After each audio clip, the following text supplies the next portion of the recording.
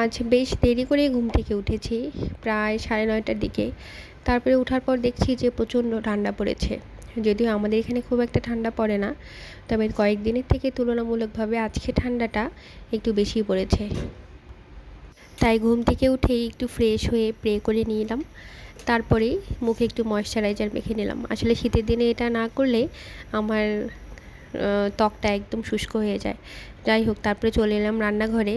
আর কয়েকদিন থেকে যেহেতু আমার শরীরটা অনেক খারাপ, শ্বাসকষ্ট, তাই একটু লাল চা বসিয়ে দিলাম আদা, ছোটো এলাচ আর কালো জিরা দিয়ে, আর সাথে কিছুটা কালো জিরা খেয়ে নিলাম।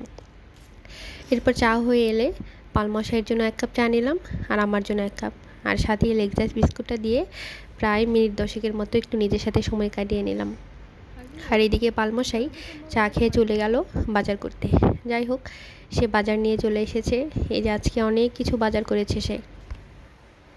বলেছিলাম অল্প অল্প করেই করতে, কিন্তু তার যে কী মনে হয়েছে, সে সব কিছু ডাবল ডাবল নিয়ে এসেছে।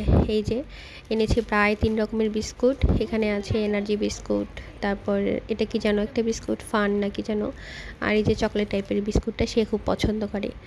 তারপর এনেছে সয়াবিন তেল, লাল মরিচের গুঁড়ো, জিরা গুঁড়ো, এখানে আছে চা পাতা, দুধ। আমরা মূলত পাউডার দুধটা একটু বেশি খাই, যেহেতু আমি খুবই দুধ চা পছন্দ করি। তারপর কয়েক প্যাকেট ফ্যামিলি কোকোলা নুডলস, চিনি, সরিষার তেল, আর হচ্ছে লবণ, পেঁয়াজ, রসুন এসব। যাই হোক, তারপর সব গ্রোসারি আইটেমগুলো এক সাইডে রেখে চলে এলাম কাঁচা বাজারটা দেখতে। দেখলাম যে না, সেখানে অনেক বাজার করেছে। প্রথমেই দেখলাম পেঁয়াজকলি, লাল শাক, পালং শাক, কাঁচামরিচ, শিম, মূলা। আর আমি এখানে হেসে হেসে বলছিলাম যে মূলার এই যে সবুজ পাটটা, সেটা আমার খুব পছন্দ। তারপর 2টো ফুলকপি, একটা বাঁধাকপি। বাঁধাকপিটা নিয়ে আমি অনেক অবজেকশন করছিলাম যেটা ভালো হয়নি, বাট ও বলছিল যে না তুমি দেখো, এটা অনেক ভালো হবে। যাই হোক, এ হলো কাঁচা বাজার, এ হলো বিস্কুট, তেল, আর এই যে উপরে হলো প্রায় বাজার সদাই রান্নাঘরের। তো যাই হোক, সবশেষে সব কিছু গুছিয়ে নিয়ে ভাবলাম যে আগে রান্না করব আজকে যা, সেটা গুছিয়ে নেই। তারপর বাকি সব কিছু ঠিকঠাকভাবে পলিতে করে রেখে ফ্রিজে স্টোর করব, যেহেতু অনেক কিছু এনেছে। তো আজকে আমি আর তেমন খুব বেশি কিছু রান্না করব না। আজকে করব আলু দিয়ে পেঁয়াজকলি ভাজা আর ফুলকপি, আলু, সয়াবিন দিয়ে রসা।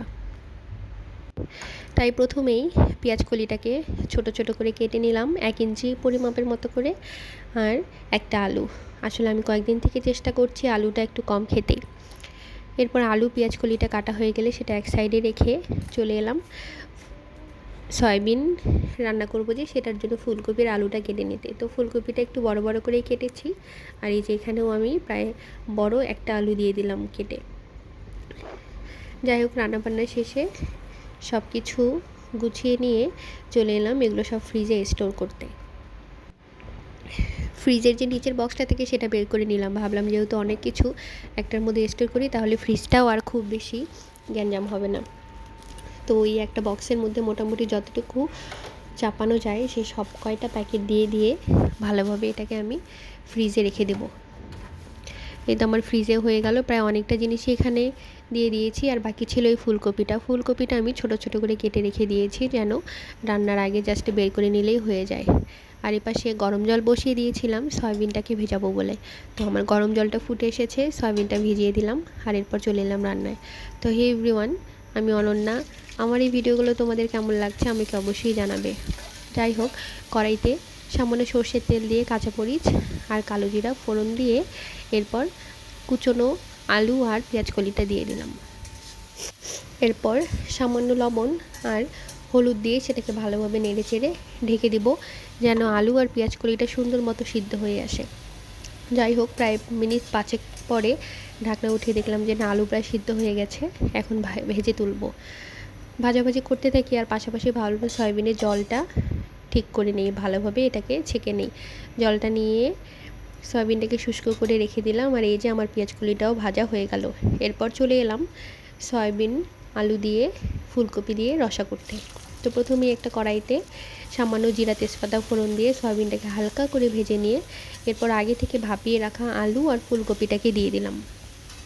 আর এপাশে দেখো, একটা বাটিতে সব গুঁড়ো মশলাগুলো নিয়েছি, ভেজে রাখবো। এখানে আমি নিয়েছি লবণ, হলুদ, জিরা গুঁড়া, ধনে গুঁড়ো। আমি লঙ্কা গুঁড়োটা খুব একটা খাই না, কারণ আমার গ্যাসের প্রবলেম আছে তাই। এরপর সব তরকারিটা ভাজা হয়ে গেলে আমি আগে থেকে গুলে রাখা মশলাটা দিয়ে দিব। মশলাটা দিয়ে প্রায় মিনিট 5 মতো নেড়ে চেড়ে কষিয়ে নিব। কষানো হয়ে গেলে জল দিয়ে দিব। এই তো আমি জল দিয়ে দিলাম। জল দিয়ে ঢেকে দিব প্রায় অল্প আছে মিনিট 7 মতো আমি রেখেছিলাম। এরপরে এসে দেখি যে না, আমার রান্নাটা হয়ে গেছে, সব কিছু ভালো মতো সিদ্ধ হয়ে গেছে। সামনে একটু লবণ চেক করে নিলাম, দেখলাম যে না, লবণও প্রায় ঠিকঠাক আছে। এরপর রান্নাটা নামানোর আগে একটু গরম মশলা গুঁড়ো দিয়ে দিলাম। আসলে নিরামিষ রান্নাবান্না একটু গরম মশলার গুঁড়ো না দিলে আসলে ঠিক মজা লাগে না খেতে। যাই হোক, আমার আলু ফুলকপি দিয়ে সয়াবিনটা হয়ে গেছে। এবার আমি কিছু পাকোড়া করব, ফুলকপি আর ধনেপাতার পাকোড়া। এর জন্য আমার কাছে চালের গুঁড়া ছিল না, তাই আমি ময়দা নিয়েছিলাম, আর ময়দার সাথে 1 কাপের মতো সুজি নিয়েছিলাম। সেখানে সামান্য কালো জিরে, লঙ্কা গুঁড়ো, হলুদ গুঁড়ো আর লবণ দিয়ে ভালো মতো সে পেস্টটা করে নিয়েছিলাম।